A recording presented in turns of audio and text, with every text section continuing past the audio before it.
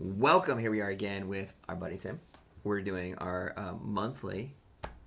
Make sure you tune in because every 15th this happens. So make sure you're tuning in. Make sure you're seeing it because we have updates and information. It's regional. It's local. So that way you don't have to tune into the generic big market. Well, we missed one, but that's my fault for having a baby. Yeah. So sorry about that. Your family had a baby. I get you. That's right. That's right. But we try to do it every 15th because, like you said, it's very specific to this market. Whereas if you're looking for real estate information countrywide, each market is different. So we're gonna kind of talk about what we're seeing right here in our own neck of the woods, which is important. And that's where we get started. So the conversation we had before we hit the start button here essentially is that I'm reading what everybody else is reading, is that the feds and the bonds are adjusting the rates and that interest rates are bound to be going up and down. So it does slow and make some of the buyers nervous, but that's not necessarily the actual case, is it? Yeah, well, so I'll speak on the rate portion of it first. So the Fed has said that they were going to start tapering their bond purchases, and what that means is, really since COVID hit in March, April 2020, they have been buying mortgage bonds with both hands, tons of them, in order to artificially, essentially keep rates low, which stimulates a portion of the economy that's real estate related. It's done wonders. Everybody who has been able to refinance has been able to save money or get cash out. Home buyers have been able to do it affordably. So it's done its job, and they're basically saying, things are recovered enough where we're going to start tapering that. Rate hike is different than rate bond taper. So the rate hike, several months ago they said the Fed has cut the rate to zero. Well, that's the Fed funds rate. That's how banks borrow money from each other. That they could eventually hike that rate. It hasn't been necessarily put into play yet. So those are two different things. But start to taper those bond purchases, interest rates will slowly go up. The bond tapering will start probably late November, early December. Gotcha. But we've already priced that into the market for the most part. As mortgage lenders, we kind of get out ahead of that stuff, and we go, if they're going to taper in December, let's just go ahead so that there's not a shock to the system. Yeah.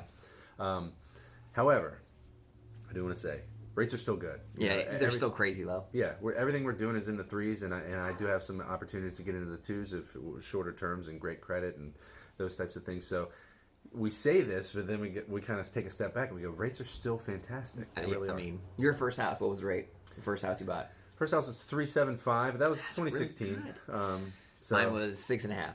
Yeah, and at the time that was really good. Mm-hmm. So that was 2005. And then we bought a new house last year. Of course, capitalized on this. So it's all perspective. Even in the 4 years between my first purchase and my second purchase, my interest rate got so much better. Someone like you who's owned several houses, the landscape of what rates have done. All over the place. But that's a great segue into home affordability right now. Yes. So while rates are low, your buying power is so high. I hope people understand that it's cheaper money to borrow.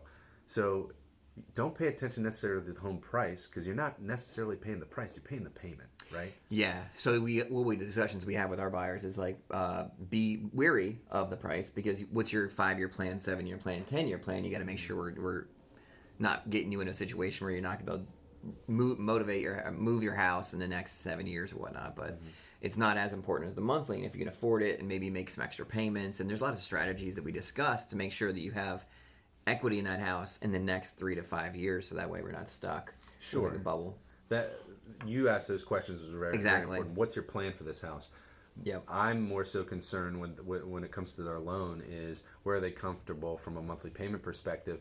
So if you have, some people just have a number in mind that they go, I'm not exceeding that. Yes. And it could be 400,000 or 500,000 or whatever.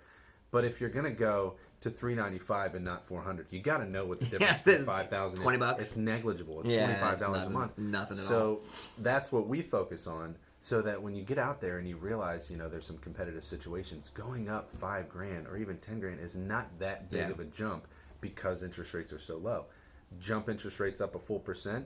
Well, now it's a lot different. Yes, now expanded that price, and I would understand why people would be a little bit more frugal that way. And in general, we can also do comparables about the neighborhoods and the history of neighborhoods when you make a purchase and stuff too. We can do those things. But in general, Southern Maryland holds value really well because we still have the DC crowds in Annapolis, and we have people that have really solid government jobs. And so, it's not that it's not going to ever drop down, but we hold firm. So, even if you get in a situation we don't know. Like in 7 years, prices drop down a little bit.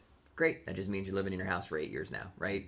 Or maybe even 9 years. It's not the end of the world. It's not bad. If you can't lose money on real estate if you live there long enough. And that's what I try to hit home with a lot of our buyers is that with some patience, it's really nearly impossible to lose money.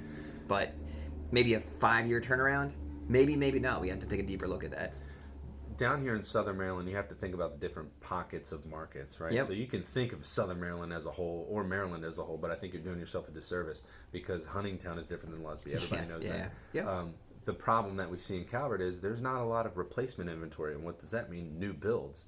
So property values really don't stand for a huge drop because there's not a lot of replacement inventory to add to a saturated market. Yeah.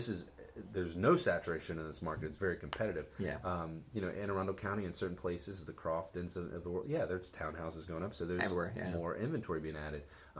So you have to pay attention to little pockets where if you bought a house in Huntingtown, there's still a ton of competition there because there aren't new builds going up. So the property value thing you have to kind of put into perspective for people. You got to keep an eye out. Yeah, absolutely. And especially right now where there's like nearly zero rentals, you should take a really long, hard look to see if you're in a position to make those purchases because you can get into a rental and it might work perfectly for your lifestyle if maybe you plan on moving careers or doing things. There's definitely situations where rentals makes complete sense for people, but if you're on the fence, now's a great time to just sit down and kind of look at the rates and kind of see where you're at because rental prices versus what you can afford. I mean, you can get like a townhouse and rent it right now for like $2,600, which would be a nice little house. I mean, that's crazy numbers. Well, while we mentioned earlier, while rates are this low, it really benefits you to just try to see if you can make it work to purchase a home if you know you're going to be stationed for a little while. The rental thing, like you said, if it's a temporary, we get that part, but you're going to pay a premium to do so. Yeah. And if it's short term, you will do that. But if you think you're going to be there for a little while, let's just at least look to see if you can buy something because the affordability's higher on the purchase side versus rentals for sure. All right, so we get a lot of times too. I'd like to chat about this. We get some younger people that maybe are dating, not necessarily married. What kind of conversations do you usually have with them?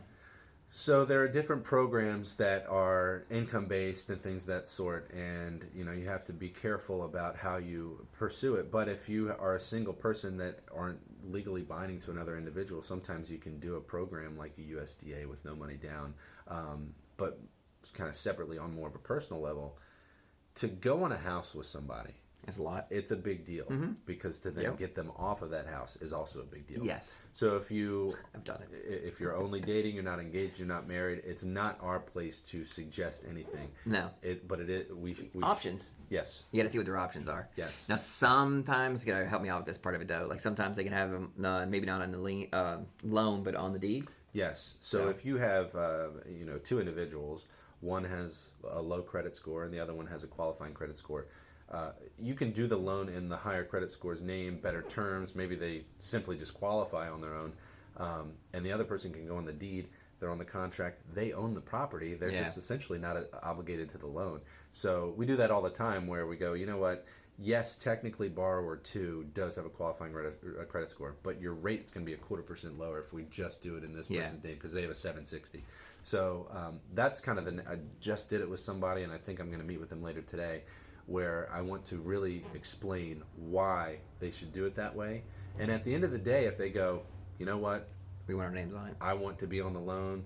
I totally get it. You just have to take that the terms are a little bit more severe. So you do have some options as well, especially if you're a younger group and so forth with the purchasing. So, man, this makes it so amazing. Houses are still popping up. You just need some patience. Sometimes we are starting to see closing help sneaking back into the market now too. Yes. I mean, so if you're somebody that needs some closing help, depending on where you're looking, it's starting to sneak back in. We're starting. I saw it on a listing. Oh yeah, today. Offering up.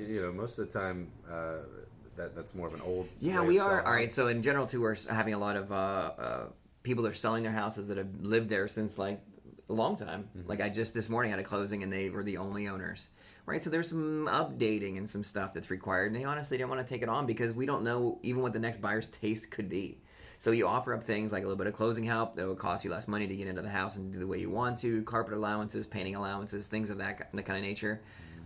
Slowly getting their way back up, especially since we have those older crowd that's starting to sell and downsize and things and retire and that kind of stuff. definitely happening. And call Billy before you invest a dime into your kitchen or your bathroom or anything, because may make sense, might not. Yeah, I mean, sometimes you just want to do the bare minimum to make it, that it shows well, but you don't want to pick paint colors for the next person because they're just going to paint over it, or countertops and cabinets and things of that sort. If it's really severe and it really needs work, Billy will tell you, but you might just be able to say, let's sell it as is because that next person's going to do work anyways. Same with when you refi. There's a lot of people that are refi and cash out, right? So if you cash out, don't cash out if you're just going to turn around. You do what you want, but I wouldn't cash out if you're trying to just buy like a new boat and like do some really not so financially savvy things with it. But if you're doing it to pay off some huge debts or student loans or maybe a bathroom project, not a total home renovation, that we have to sit down and look at your house to see if that makes sense. But if you're like, I'm just going to do some countertops or do a little bathroom, things like that, sweet. But if you're doing a whole home, let's sit down first before you sit down with Tim and start doing those cash outs. There's a huge opportunity for cash out refinance. It's generating a lot of phone calls for us right now because people are finally realizing that they have a lot of equity. Yes. And they might even have a loan that they've had for a long time. They just kept their head down and made their payments. The guy I spoke to this morning, his rate isn't awful, but he's in an FHA loan, which is a big PMI, and he's got $150,000 in equity where he can refi, take cash out, and drop his MI, all in the same, and his rate will probably stay similar. So he's going to save money and also get a big chunk of change to redo his bathroom. And you mentioned the boat and things like that.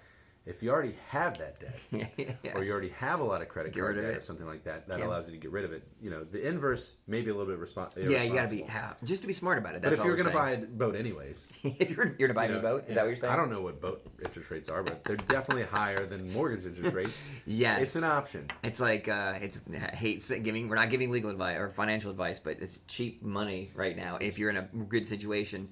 And you've got a wise financial plan to do something with that money. How's that? Absolutely. And then from then, contact your financial advisor. We'll send you to Josh. Josh can get you taken care of, and he can get you some sound advice because we don't do that part of it. We just tell you your options. That's all. The good news is, in 2021, to take cash out against your primary residence, for the most part, we can only go to 80% of the value. So even if you did something irresponsible with that money, you still have 20% equity in your property. When all is said and done. Yeah. VA is a little bit different. VA, you can go to 100% of the value. So there's a little bit more protection from the market as a whole, where people aren't cashing out 100% of their value, and then if it dips, there's an issue. That's what happened in 06, 07, 08. So when all's said and done, even if you did buy a boat, you still have 20% equity. Yeah, you got some room. And then because those rates are dropped down, because you're usually doing it to drop those rates and things as well, like you can make some extra payments and you can do some things to get yourself caught back up pretty quickly. One extra payment drops your overall rate. This is a generic number, from 30 to 20 years is what I typically hear. Obviously, a lot of people throw out the 7-year number, but it really depends on your loan amount. Yeah, that's exactly. The lower the loan amount, the less that moves the needle. Because it's paying off principal. Exactly. So there's a lot of different strategies that we can discuss and just options and information. So that way you're just making the best decision for yourself. There's something old school called an amortization schedule. Yeah. People may not look at anymore, but we do. Yeah. Where you get one at closing and it shows each payment over a 30-year. Painful.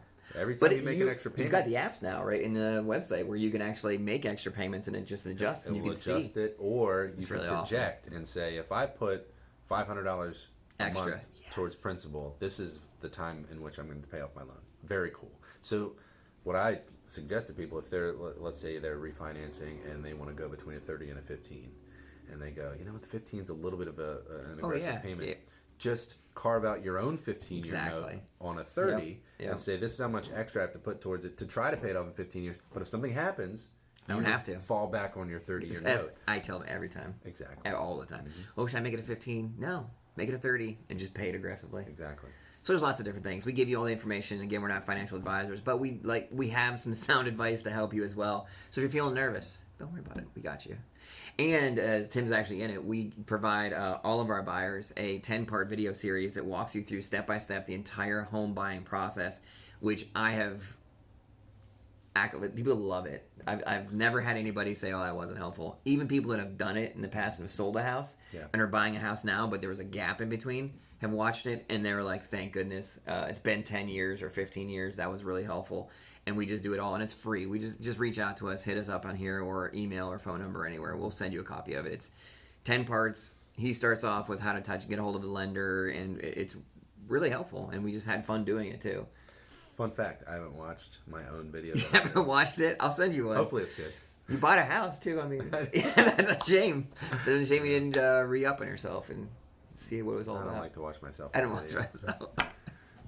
You know what? I watch, I don't know, 1 out of 4 or 5. And usually I do it just to make sure that it sounds good. And then, or if I like screwed up or I thought it was terrible, then I'll go back and make sure before I post it. Yeah. But I usually don't watch mine either. It's cringeworthy for the most part. Yeah, for me at least. But you guys enjoy it. Yeah. All right, so we're here to help. Let us know what we can do.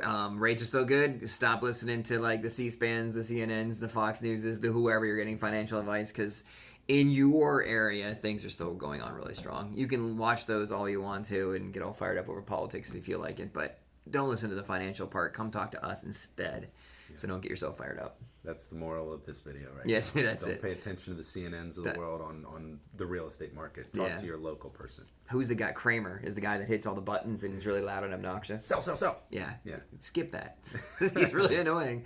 Skip it and then just come to us instead. So, Tim, thanks for your time, man. Thank you. Yeah, we have a nice little setup. Or in his office. I should have started with that. We're in your office getting us all. Where's the dude? Next month's video, we'll hear jingle bells in the background. Oh, yeah. Christmas party coming up. Mm-hmm. Yes. We're all lined up. We have Aunt Titties who's going to provide the food. Mm-hmm. Oh, man. I'm excited. Little beer, little cheer. It'll be fun. We had a high attendance last year. It'll be just as good. Last year was the drive-through. If you're watching this and you we will offer part drive-through as well. You may have to stop and talk to us for 3 minutes though. Just come hang out. Come hang out for a minute. But yeah, they have a food truck. They're doing food truck this year. Awesome. So they roll through. You can still just roll through and grab it. Not a problem. You have to stick around for a few minutes for it. But it's going to be take it with you, sit and hang out, kid friendly. Because Keegan, my son Keegan, has a blast buying all the art supplies. Because we have an art table for all the kids, and he just loves going through and like what would be fun. And so kid approved. Bring the kids. Kid approved art table. So. Christmas party. I'm excited. It's fun. All right. Thank you. See you guys soon.